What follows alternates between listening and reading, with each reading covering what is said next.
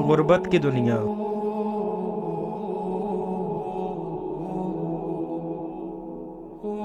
دل میں چھپ کر بیٹھ رہی تھی اور خواہشوں کا کینسر میرے اندر زہر کی طرح پھیلتا جا رہا تھا۔ ریاض کو مجھ سے واقعی محبت تھی۔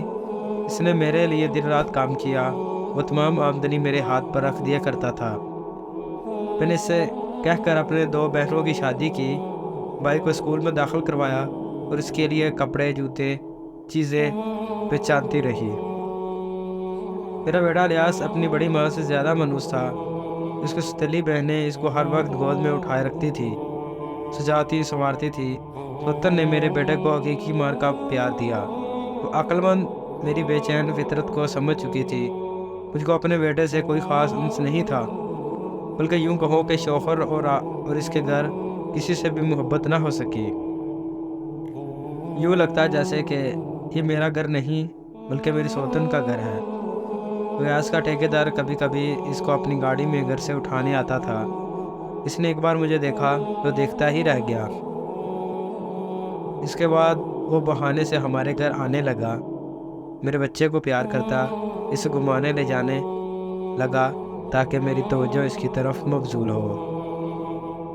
میری روح دولت کی پیاسی ہو گئی تھی۔ ٹھیکیدار اپنے حربوں میں کامیاب ہو گیا۔ وہ اس شخص پر توجہ دینے لگی۔ ریاض گھر پر نہ بھی ہوتے اور وہ آ جاتا تو میں چائے بسکٹ سے توازہ کرتی۔ اس کا نام فیروز تھا۔ میری سوتن پردہ کرتی تھی جبکہ میں پردہ نہیں کرتی تھی۔ کیوں ریاض سے گھر رہ کر فیروز میری زندگی میں آ گیا۔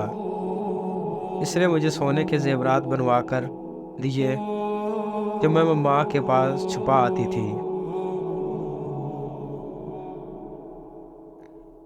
تو سونے کی چمک دمک دیکھ اس کی گرویدہ ہو گئی تھی۔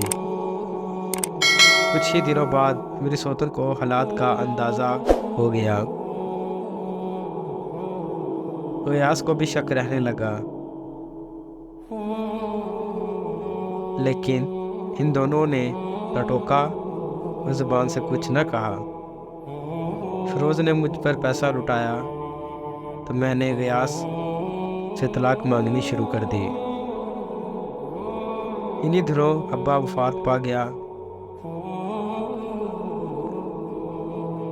ٹھیکیدار نے اس کی تجہیز و تدفین کی اور ماں کو 2 کمروں کا پکا مکان بھی بنوا دیا کہ مزدور بھی اس کے اپنے تھے اور تعمیر کا سامان بھی۔ ڈیروں اس کی تحویل میں رہتا تھا۔ ماں کو اندازہ نہ تھا کہ وہ یہ عنایتیں کیوں کر رہا ہے۔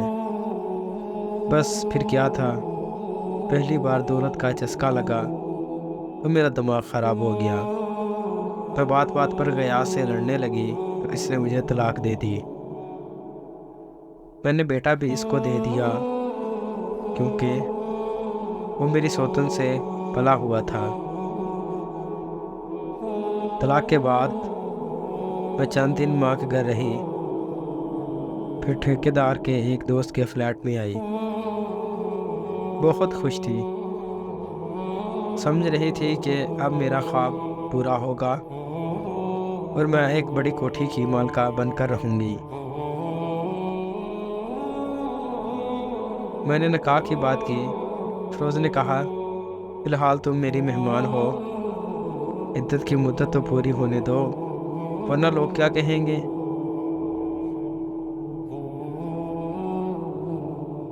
وہ ہم پر فتوے لگائیں گے۔ دن گزرتے گئے۔ فیروز کا دوست ایک شریف آدمی تھا۔ جانے فیروز نے اس سے کیا بات کی تھی کہ وہ دروازے سے اندر بھی نہیں آتا تھا۔ جو چیز دینی ہوتی دروازے کے باہر سے ہی دے کر چلا جاتا تھا۔ عدت کی بھی مدت گزر گئی۔ فیروز ایسے ہی مجھے بیوقوف بناتا رہا۔ جب آتا ہر بار میں نکاح کا کہتی اور وہ جواب دیتا، میں تمہارے پاس ہوں، تم میرے پاس ہو، اب اتنی بھی کیا جلدی ہے نکاح کی۔